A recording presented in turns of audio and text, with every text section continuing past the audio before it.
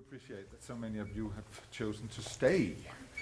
It's also another thing that we all quite often experience in the last day of a conference is the very last session has a tendency, to disintegrate. But that's not really the case today.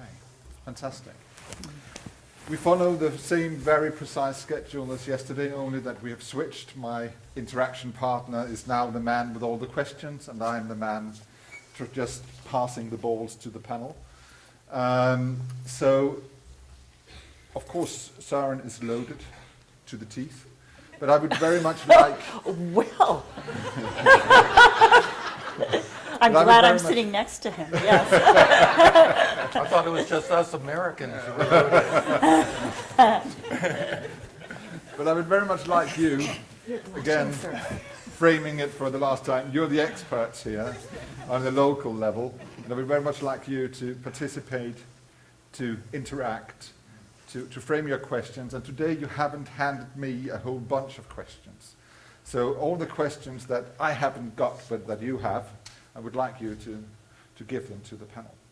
But I would first of all ask the panel, which today is John, Martha, and Lynn, to reflect on what you have been part of for those last 2 days, and the sessions, the reflections you have, having heard your colleagues, having heard the 4 presentations of the Danish museum directors. And I will start with giving you the word, John.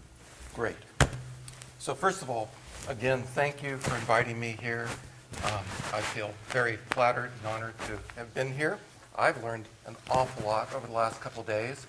I'm also exceedingly mindful that it is just me and my colleagues up here that stand between you and a drink. And so I think it's important that we all be mindful of time and brevity. So with that in mind, there were, I think, 3 big themes that I heard over the last couple of days. And I'm going to give a little homily about each of those, which maybe might be useful, a way to think about moving forward. The 3 big themes were about the importance of being visitor-centered, the importance of inclusiveness, and this whole notion today of museums as social learning spaces. So thinking about visitor-centered, the thing I would reflect for you is we, as a museum community, and you in Denmark, have come a tremendous way in the last 20 years, made tremendous progress. That's the good news. The bad news is the world has changed tremendously in the last 20 years, and it's almost as if we're starting all over again. And so we need to both be kind to ourselves because we've tried really hard, but we also need to realize that the work is not done by a long shot because there's still much to be done. And the reality of the world is it doesn't look like it's going to slow down anytime soon. So, we're going to continually have to evolve and develop in order to meet the needs of visitors in the 21st century. In terms of inclusiveness, one of the things that is, again, this legacy of the 20th century, we tend to think of our institutions as islands, and that somehow we need to solve this problem. The reality is, collectively, we need to solve the problem. It's not about trying to figure out how to get everybody who lives in Copenhagen to visit your museum, if you're a museum in Copenhagen. It's how collectively the museum and cultural community in Copenhagen needs to serve everybody who lives in Copenhagen and visits Copenhagen. And that's true wherever you are. So you need to see yourself as part of a larger ecology and figure out how to collaborate with others and be part of a collective solution as opposed to assuming that you're going to solve it individually. And then in terms of this notion of social spaces for learning, this is my own belief, is that in the 20th century, we were committed to trying to find the right solution that we could then take and scale up and have one solution then that will work for millions of people. In the 21st century, the challenge is not about that, because it is about individualization. We need to be thinking about how we create millions of solutions that work for everybody. And so again, in terms of social learning, we need to try not just to find the right way to make this work, but to find lots and lots of ways so that it ultimately works for everybody. So that's... Thanks a lot, John. Before I let you guys come in, I would let the panel speak. So Martha, please. Okay, well, as I gave an on-the-spot 5-minute wrap-up yesterday, and John has so eloquently wrapped up indeed both days, so we're very lucky for that. I thought I would talk a little bit about the survey itself and what a complex document it actually is. And essentially, when I first received it, I'm not really a social scientist, so working with data is very new to me, though I have learned to work with data and how important data is in a range of very different arenas, such as in biology when I was working at the Natural History Museum, or in history of science when I'm thinking about how to make collection management data from the 17th century valuable and exciting for a 21st century group of people. That's not the same thing as statistical data. Statistical data is an extremely complex body of data, and it needs to be treated with great care to get the most out of it. And when I first looked at the survey, it was like there was a split right down the middle. And one set of the survey, which I was calling the baseline yesterday, is essentially about the kind of data that has got collected in the 20th century. And that is the sort of data that segments into marketing groups. And as I mentioned in my talk, it's really important to know how your visitors spend, because they are increasingly a very important part of our economy as museums. And then the other half of the split was John and Lynn's approach, which is the 360-degree approach.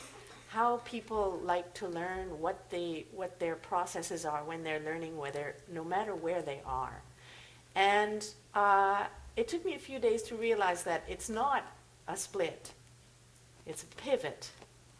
It has momentum, and it is giving you a momentum that is toward a kind of inclusive museum and a kind of inclusive approach to your own work, of including all the aspects of you as well as all the aspects of your visitor. And that pivot has real torque, and I think that you can take that and go pretty far with it. So that is my reflection for the evening. The dog ate my homework, or as John likes to say, my homework ate my dog.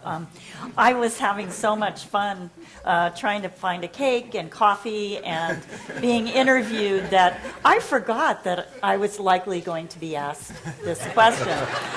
Plus, I did not come prepared. I don't have paper or a pen.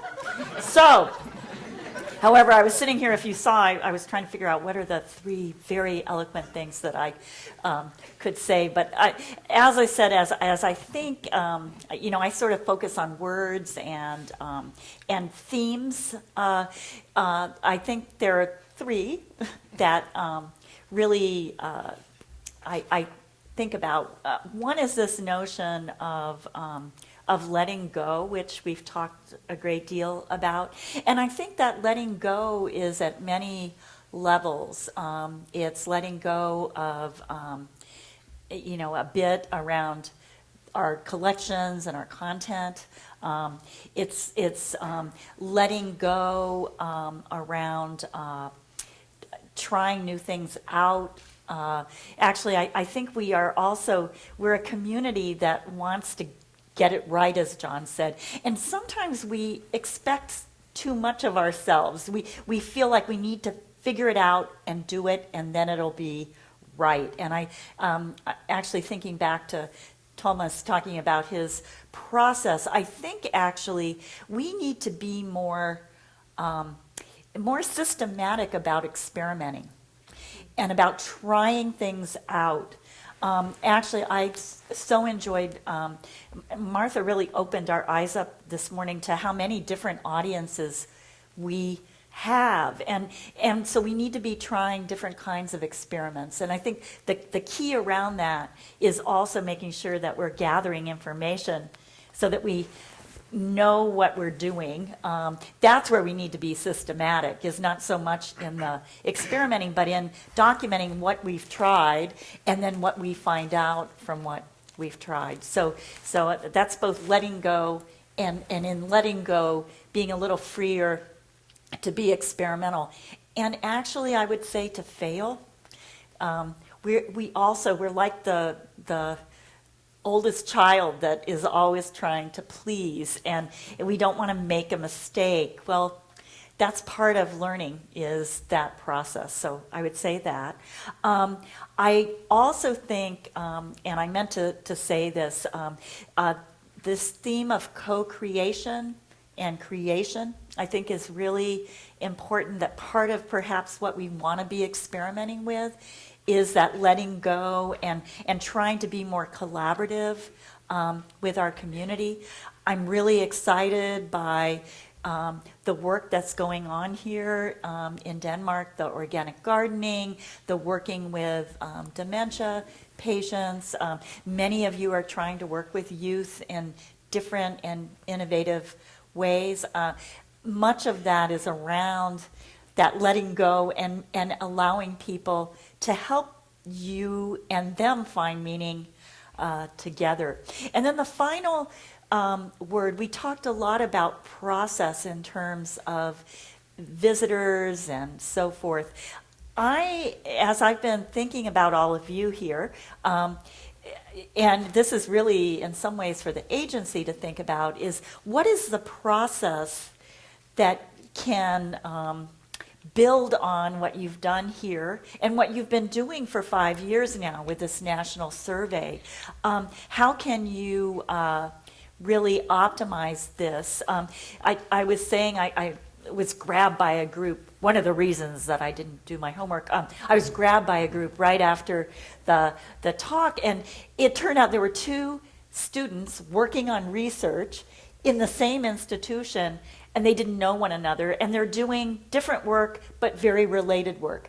And so thinking about process, wouldn't it be great to know what are the research projects going on here? Who's doing them? Where are they happening? How does that fit? Does that add data and richness to what's being done in this quantitative survey? I was sort of thinking about a quilt where you have these different spots. What's the kind of data that you're gathering?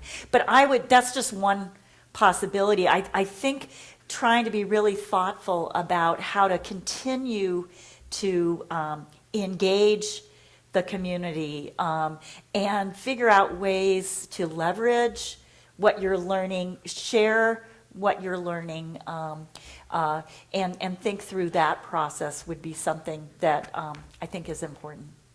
And that might start with how the, let's say, the workshop material is captured.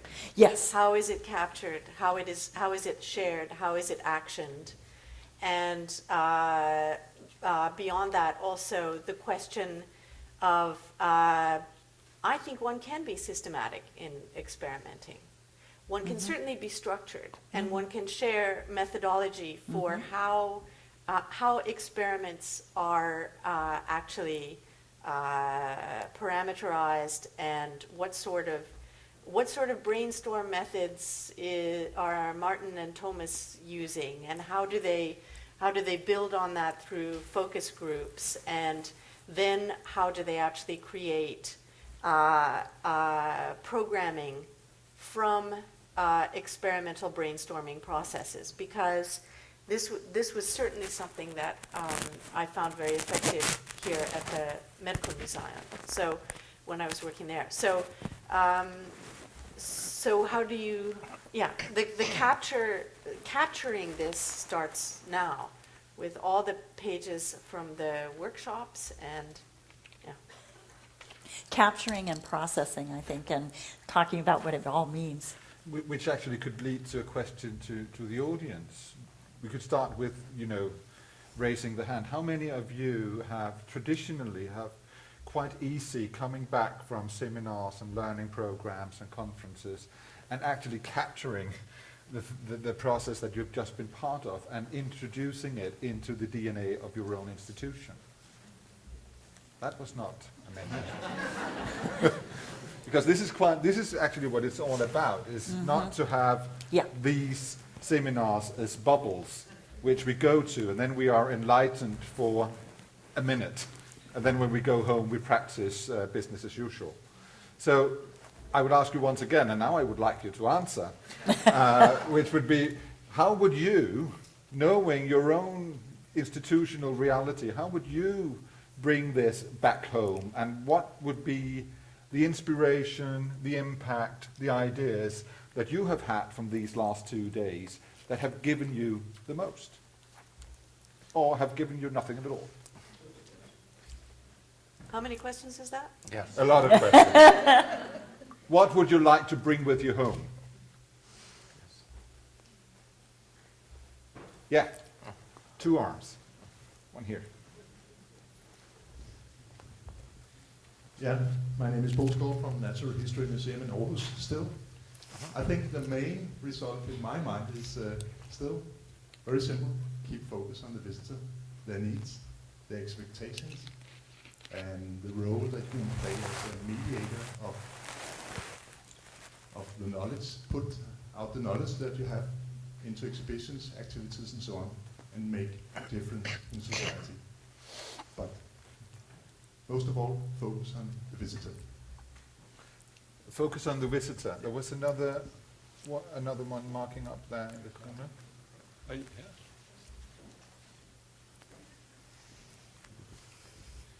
I was part of group 4 today, and one of the things that we came up with, we all pretty much agreed to, was that marvelous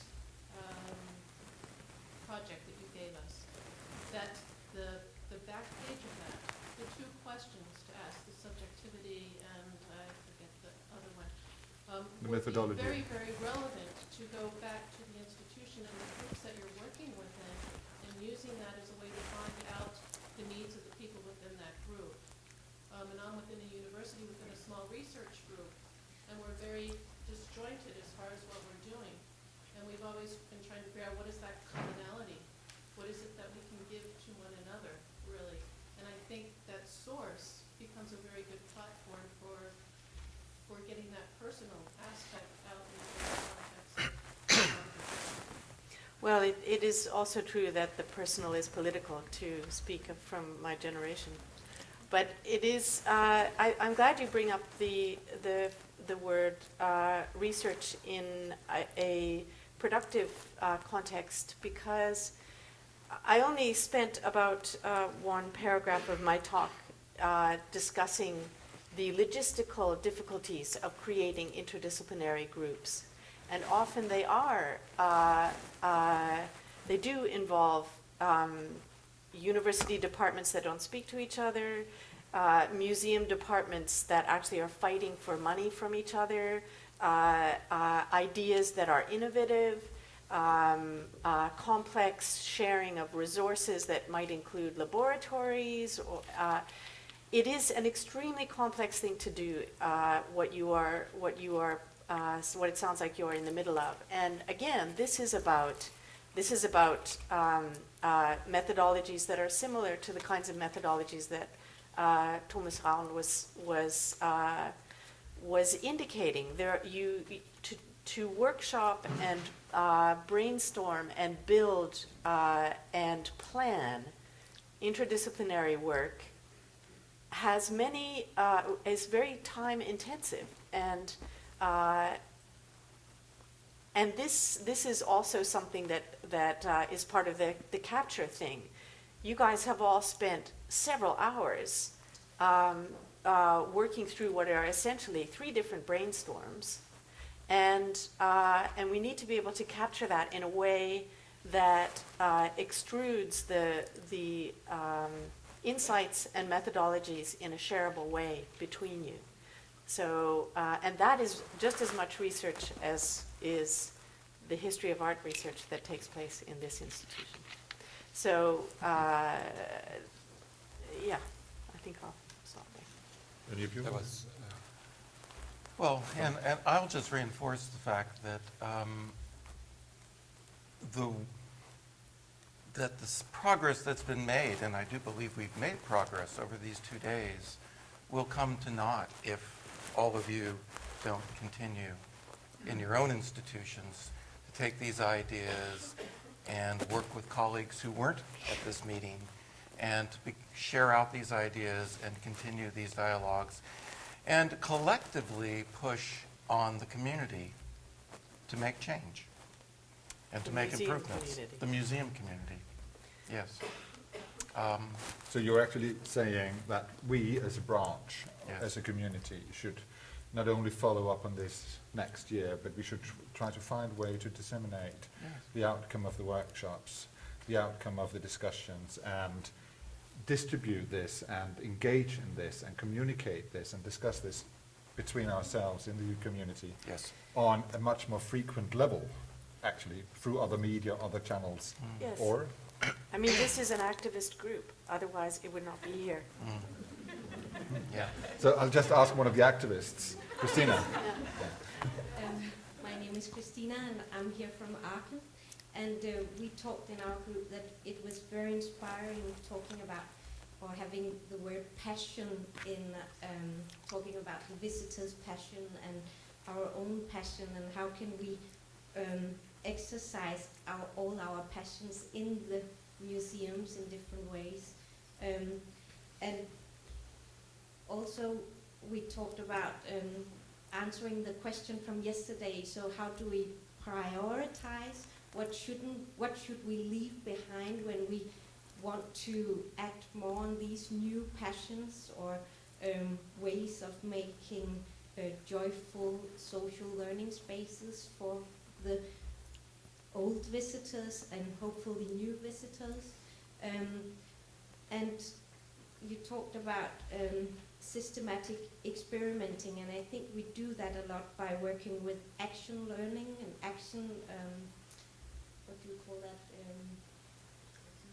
Yeah, action research. So, but maybe we have to be better at sharing it, like we've been doing here for the last 2 days. So, thank you very much, and I'm looking forward to working with all these things with my colleagues here. I think, Jacob, did you mark? Yeah, exactly. Just behind you. Yeah, I will just say that I have been so lucky that I have all these people into my house, and they are really the bandits, because and I knew for your visit what was the most important to bring back, and it's the answer why. Because when Martha and the others came to Naturama, Martha just asked, why do you have that?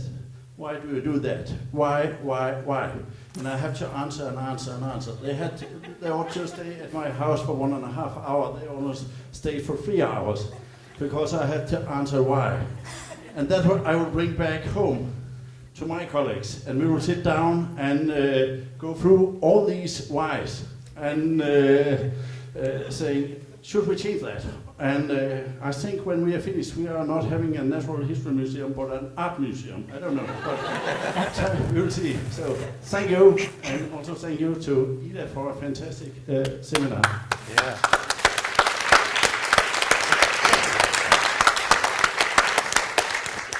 Yet, I know you're sitting there, and this is me being quite unpolite just to raise a question to you, but I think you touched on something which is very interesting, namely the willingness or the acceptance of institutional failure being part of progress.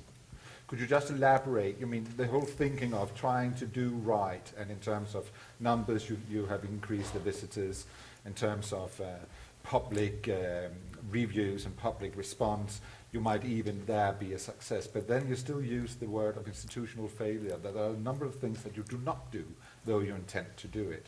And hasn't that got to do with some kind of institutional understanding that failure is actually part of it, isn't it?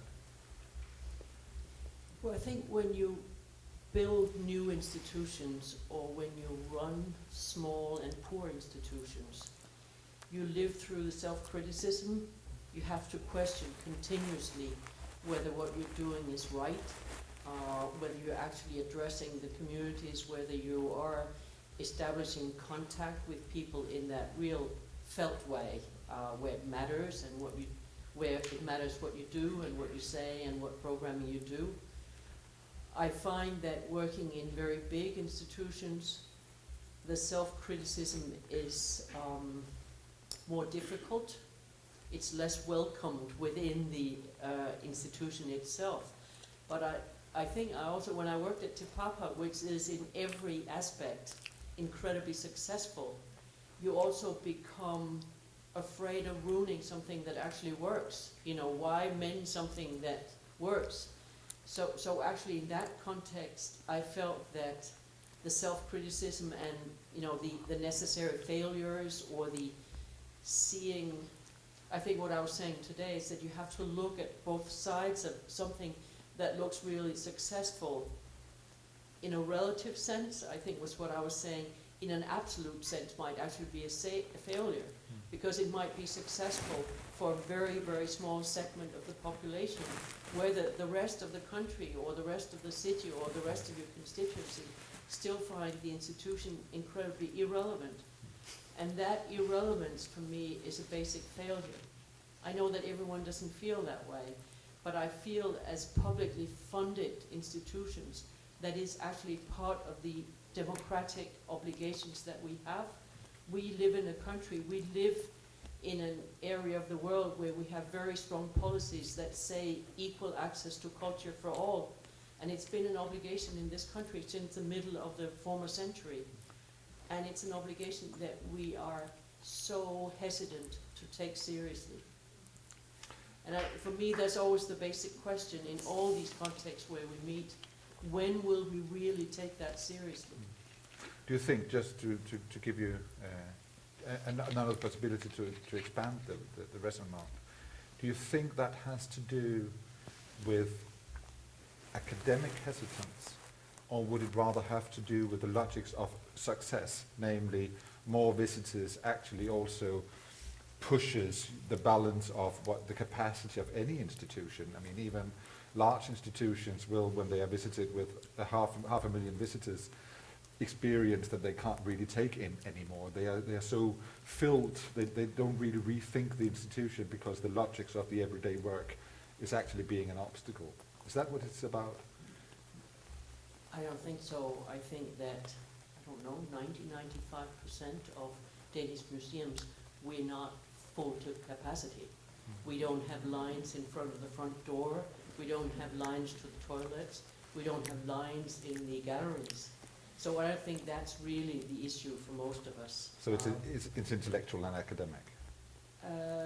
Yes, and social and emotional, and I think that's where this class issue that I feel is the issue that we keep avoiding, and it's really hard to get to what that really is about. But you also know, if you are in a really successful institution like Te Papa, you know, when you have the 1.3 million visitors a year, it means that you are actually reaching beyond that traditional upper class, intellectual, highly educated audience. You begin to actually give access to culture for everyone. And I think it's an area in which we need to do a lot of institutional self-reflection to see what are these hindrances that we build up. You know, we make these jokes that, you know, do I as a museum director go into the galleries every morning and say, what can I do to keep people out? You know, is that how we want to work? But we keep doing this year after year after year. What would be, thank you, Jan. What would be, do you think, the solution? Because as I hear you, as I interpret it, it's about more or less unconscious reproductiveness of a modus vivendi, a modus operandi that we seem to have in the museum branch. And from my perspective, I absolutely agree.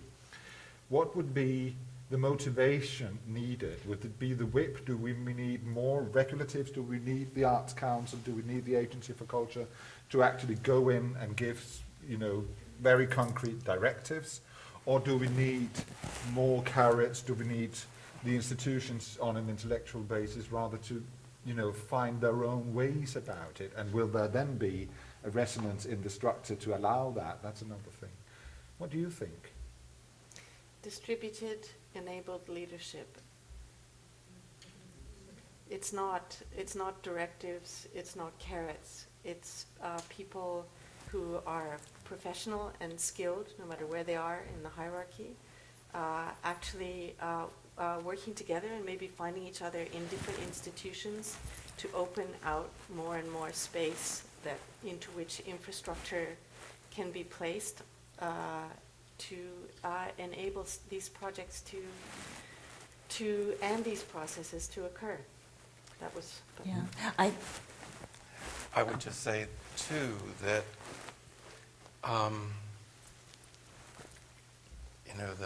as Einstein said, insanity is doing the same thing and expecting different things to happen.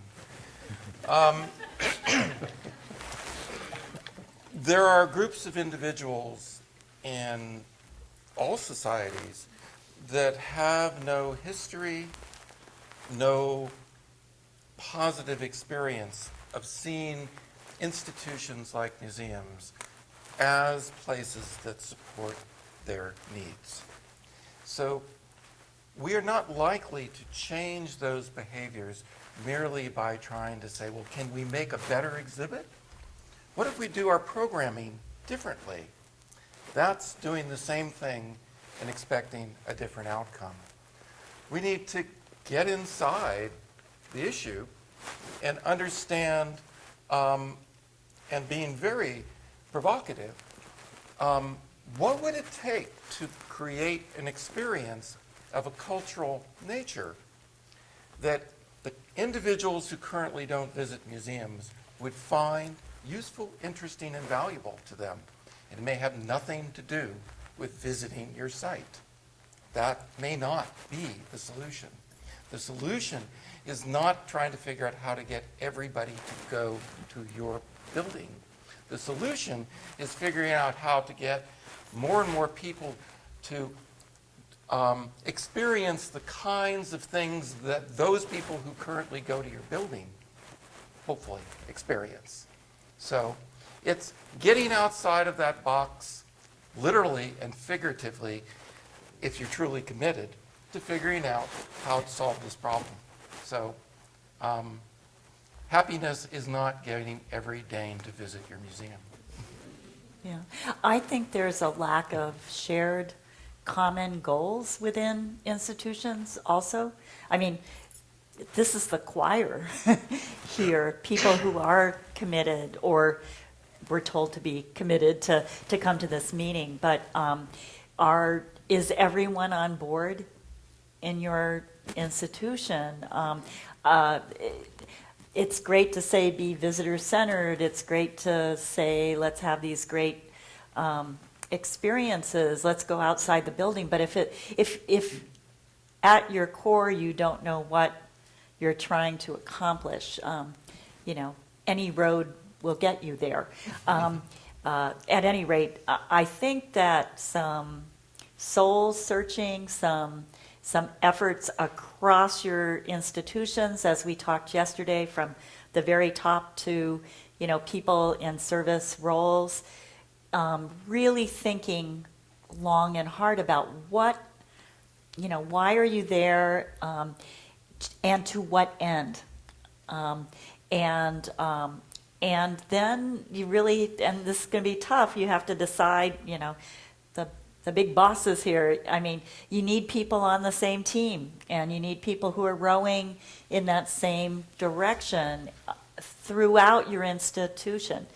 And some of the divisiveness and debate. You don't want to don't want a robot, but at least there needs to be shared goals, shared vision, and that's just not the case. And that's a step toward that distributed leadership, and to shared power and authority also is to really try together to arrive.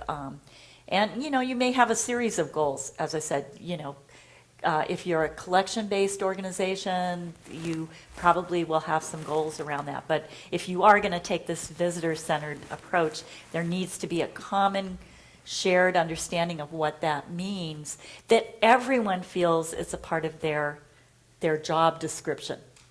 So. Son, would you comment on it as well?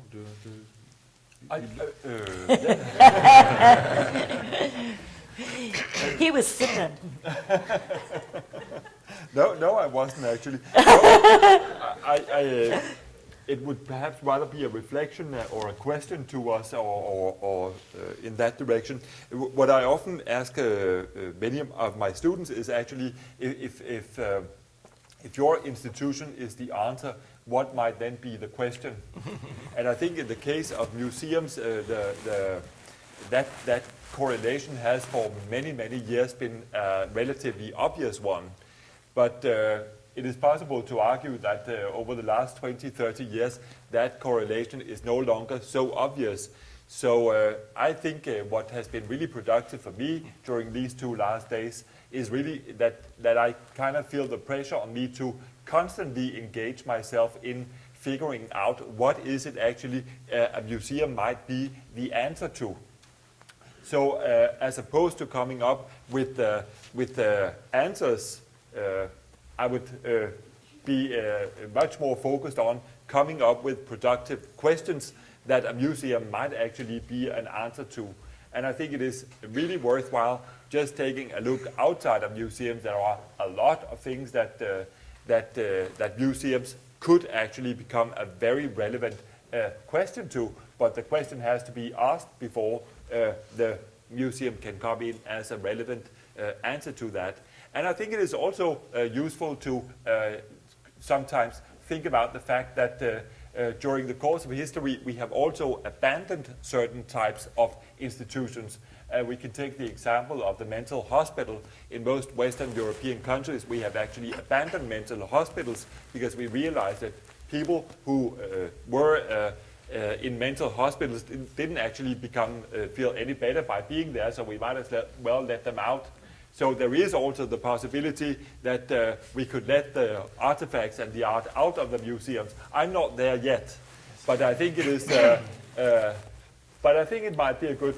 Sure. And I would say that I think one of the questions we have to be willing to ask is, what does it mean to be a museum in the 21st century, as opposed to what it meant to be a museum in the 20th century? And at the expense of being labeled a crass American capitalist, I'm going to give you some examples from the business world. Icons of American industry: General Motors, IBM, Xerox. All 3 of those companies, big companies, and actually there's some oil companies I could mention too, were on the verge of going bankrupt because they were stuck in their definition of what they were. General Motors realized, unfortunately only recently, that they're not in the automobile business, they're in the transportation business. IBM realized that it wasn't in the computer business, it was in the communication business. Similarly, Xerox, it wasn't in the copying business, it was really, again, in this information transfer business. And museums, what is it that says we are in the exhibition business? Who said that? If we think about the essence of what we are, it might actually be liberating for us to think about how we meet our missions, because our missions aren't about building exhibits. which is quite interesting because one of the issues that is quite discussed within performing arts is really to find new narratives and even to find new stages where the new narratives can take place, meaning outside the theatres or outside the venues, in new constellations, people's homes, backyards, caravans, wherever, which is also quite interesting, taking it out of its traditional context. I have noticed two questions. We have one up here. Yes. Martin from Gamby. I agree a lot with Martin in terms of what to do to make this happen broader, that it should be a shared leadership. And we're not going to go home and say, now we have to be visitor-centered. We're going to go home to discuss with our colleagues and make them say themselves it's going to be visitor-centered. I guess all of us here can agree that's correct, what you've heard today. It's obviously, even though we knew it, we just say once in a while it's obviously. So of course it won't be any problem to discuss that with our colleagues and make it obviously. And I think that's a main thing that we should think of, how we can make these discussions in our institutions so we can also make the whole institution think of what we can contribute more. Maybe there'll be in the end a leader who will point the direction and say, but just this processing of discussing how we can be more visitor-centered, make us more visitor-centered in the first place. Thanks a lot. We have another comment or question up here. Erik Galantis, Museum Vestfyn. I dare put this forward right now because in a few minutes I know everyone will be rushing home and I think they'll forget what I just said. But you see, we have been talking about leadership. Is it exhibitions or do museums maybe do some other things as well? Social learning spaces and knowledge producing processes, but a subject which is not the topic of today, I know that, but I would like to have a few comments upon that. It is in Denmark funding, because as it is right now, we all dig into the same wallet. I admit there are different pockets in this wallet, but it's the same wallet we all dip into.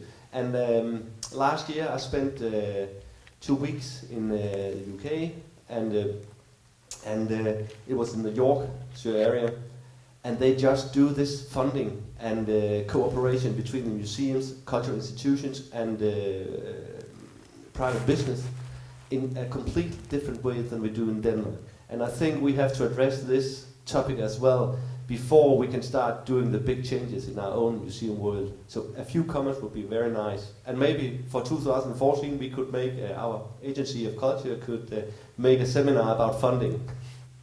That was a very, very clear a beg for let's do something about funding and how we can increase the financial structures that should support change.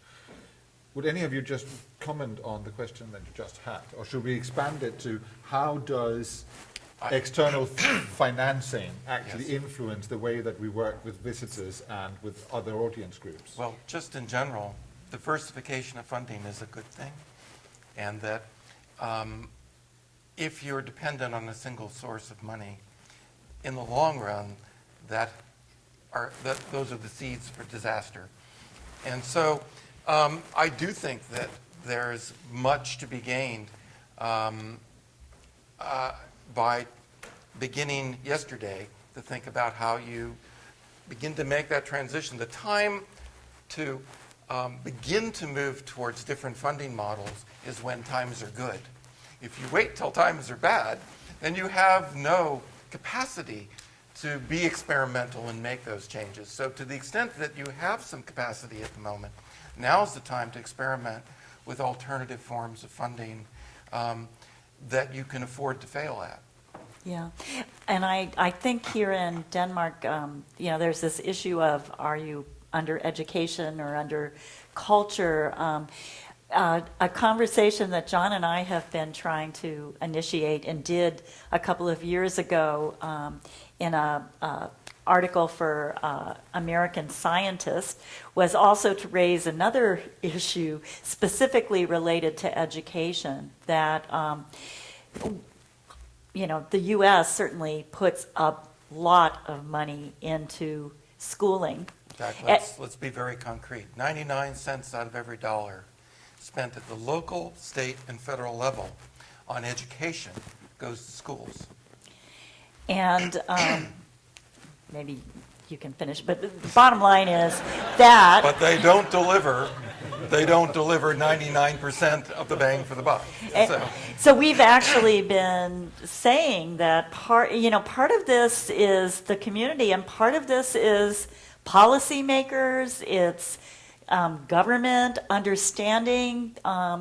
In our case, we've been talking a lot about these are institutions that complement what goes on in school, and they're also lifelong learning institutions. And that, in fact, if you just look at how much time a child spends, and a child and adult spends in school in their lifetime, it's about 10%.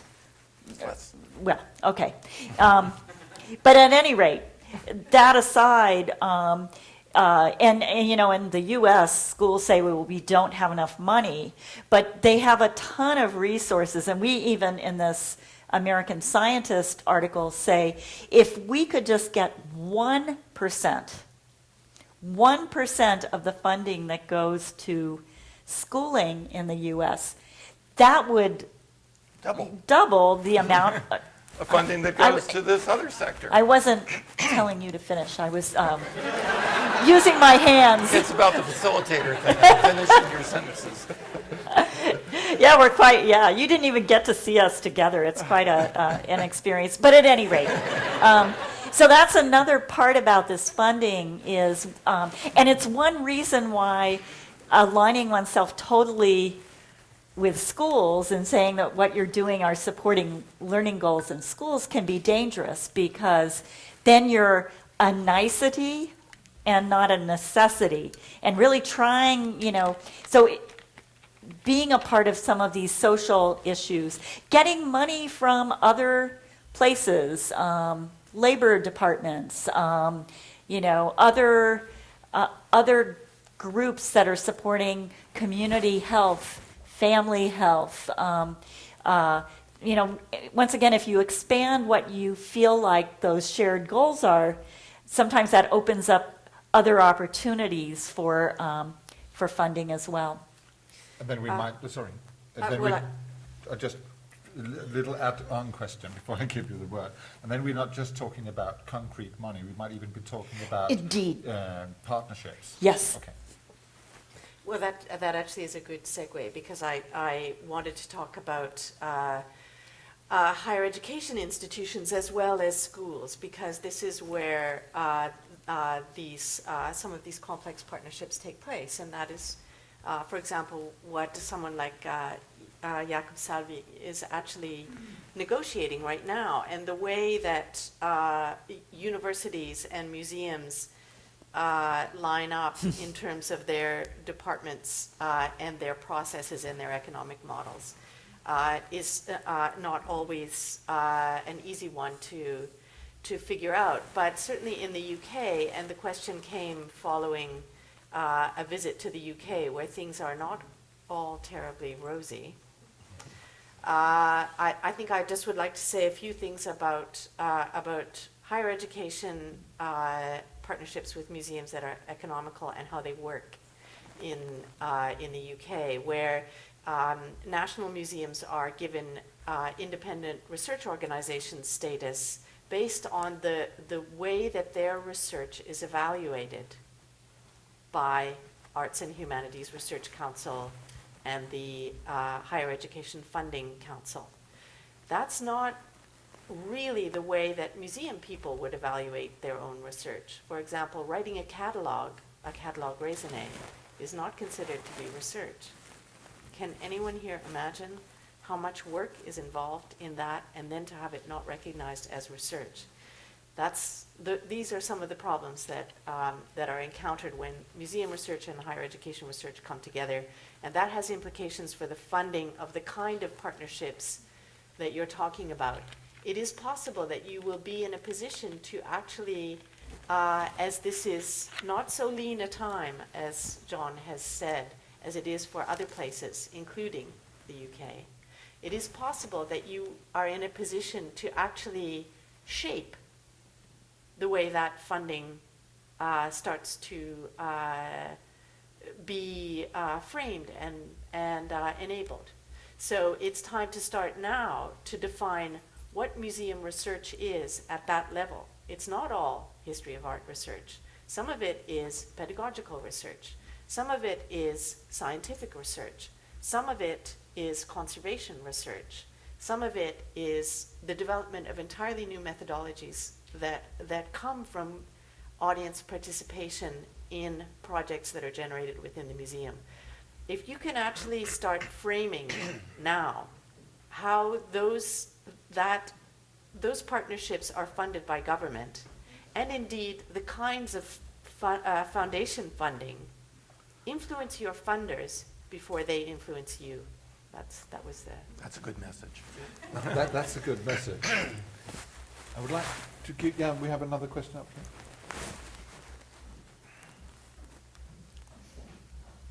By the way, while we're waiting, if anybody is interested in data that shows the role and impact that museums and out-of-school experiences support over and above and beyond that of schooling, I'd be happy to share some articles and research with you. Fantastic, thanks. I would definitely use that as an invitation. Please.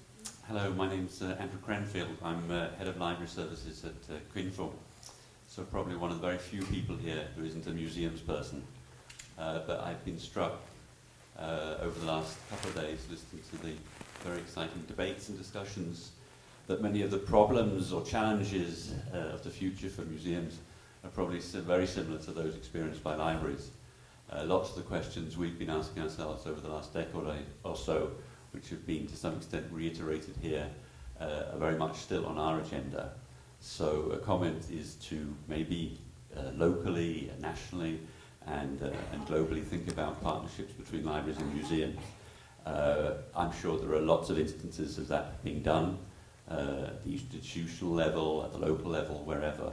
But I think there's a lot to be learned from each other, especially when we're talking about, you call them visitors, we call them patrons or users.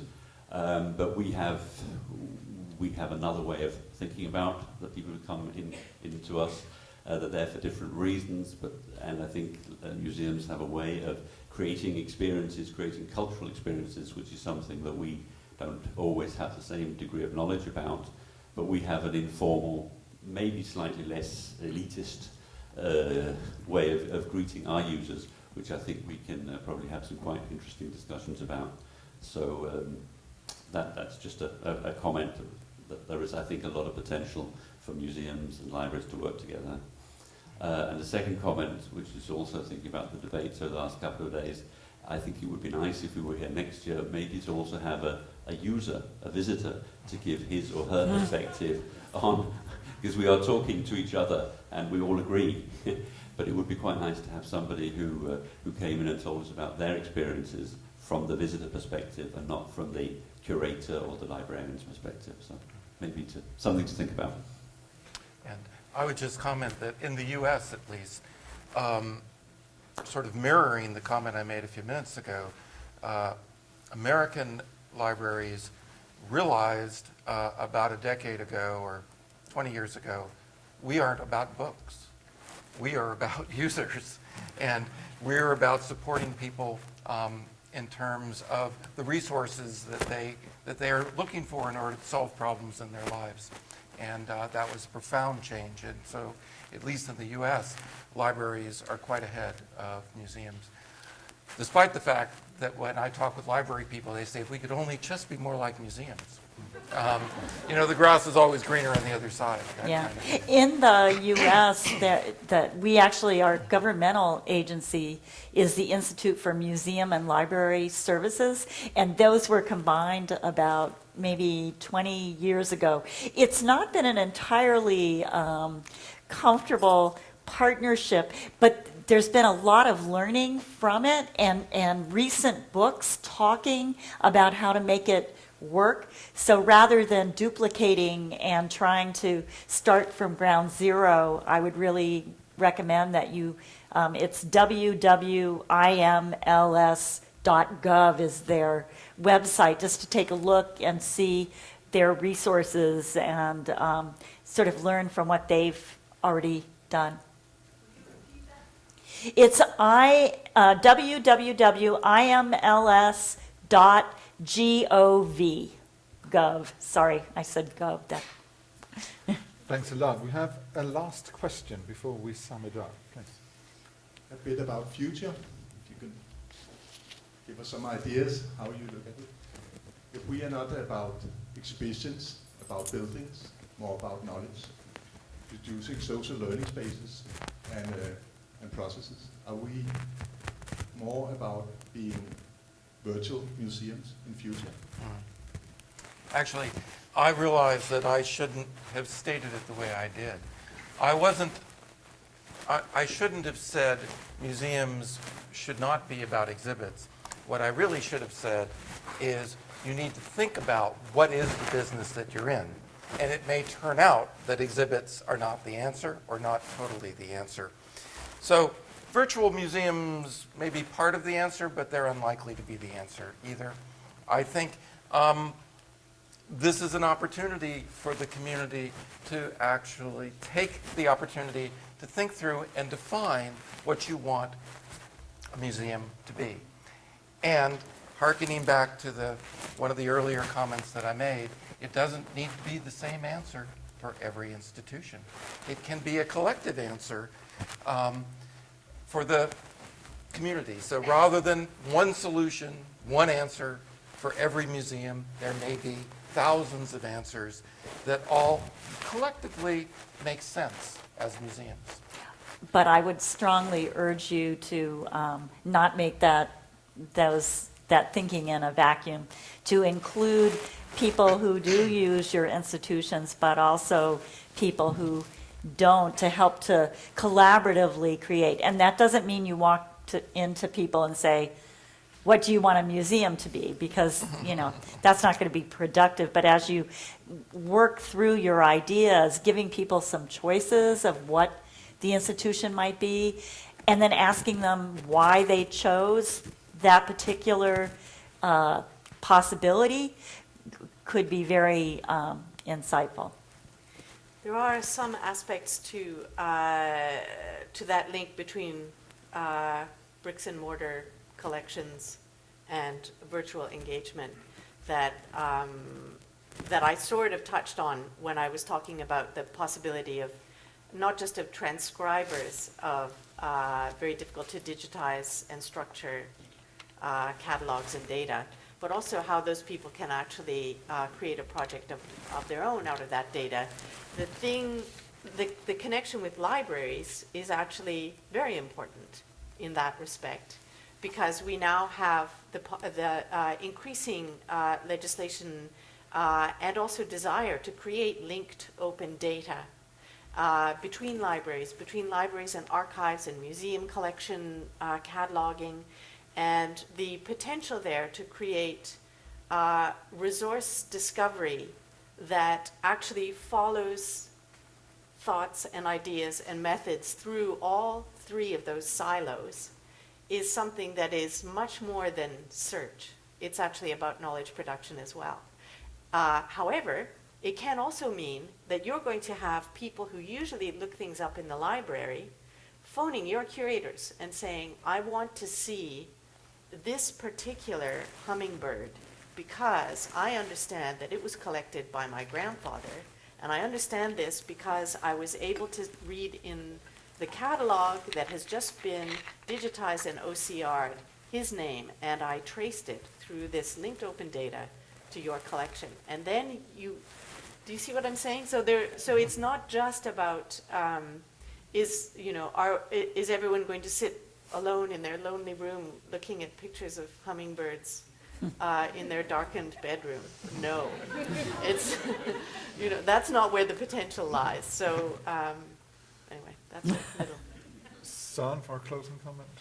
Just to build on what John said here, I think here is a golden opportunity for museums to actually engage in what we could term cultural governance discussions, what actually counts as a discussion of what a museum is, and who gets to participate in such a discussion.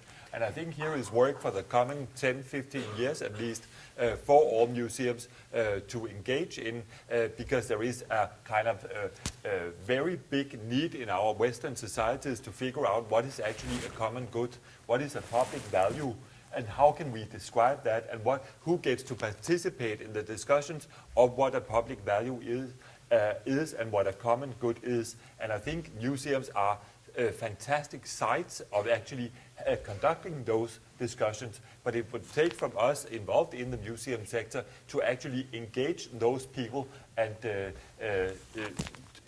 in these kind of discussions. And first, before we can start discussing what a museum is, we must start discussing what counts as a discussion about what a museum is.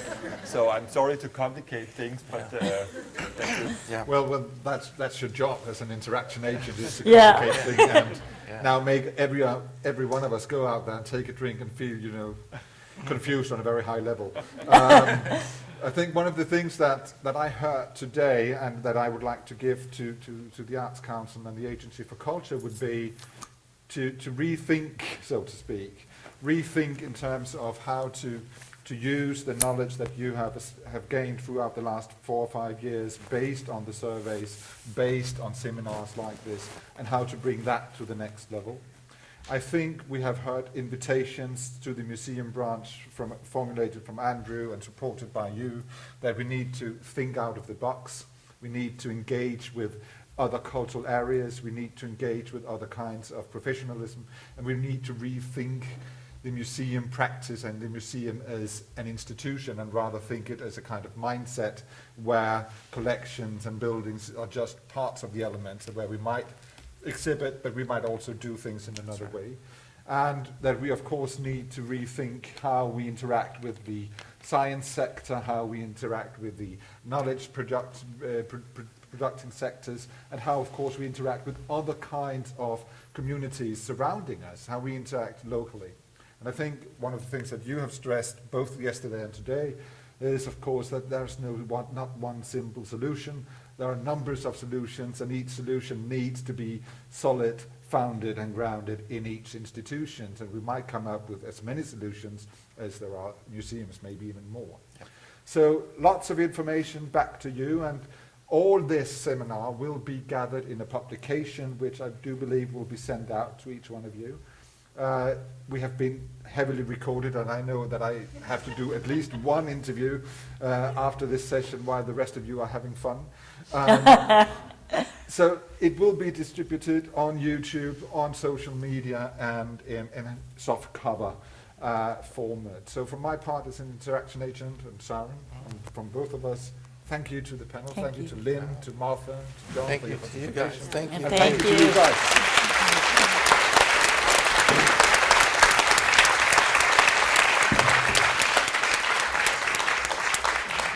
I would also like to say thanks a lot to everybody. And I think there are two persons that we have to include in this teamwork that we all have been joining into. And this is Janice, my colleague. Please stand up and give her a hand. And it is not at least Jakob who is sitting over here. Jakob, please stand up. And thank you so much. Without you two, this could not have taken place, and you are just as important, if not more, with your young, critical, and visionary and ambitious way of working. Thank you so much. And thank you to all of you. And I wish I had magic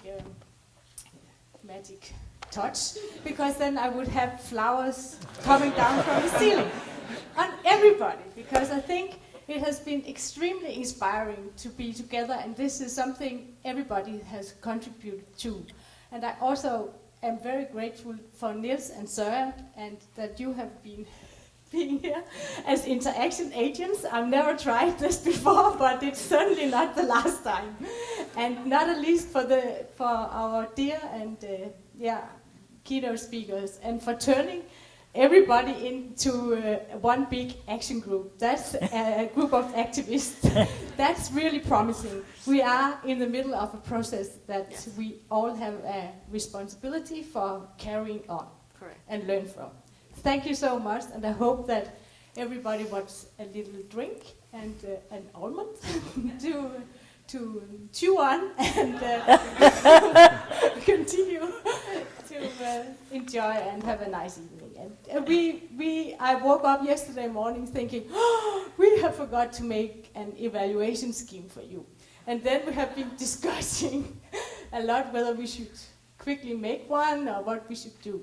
And we decided in the end not to do it. But maybe we will, from this final discussion. This is the evaluation. Yes, exactly. I mean, This is the outcome. Exactly. This We're is the doing outcome. this, as you already mentioned, we will make a publication where we try to include the results from the workshops and everybody's knowledge and try to make it Sure. with many different voices from all the speakers and our interaction guides, and in this way try to develop new tools on how to work, continue our work. And so this is another way of evaluation. So, but if anyone has comments, just bring them on and we will share them with everybody. Thank you very much.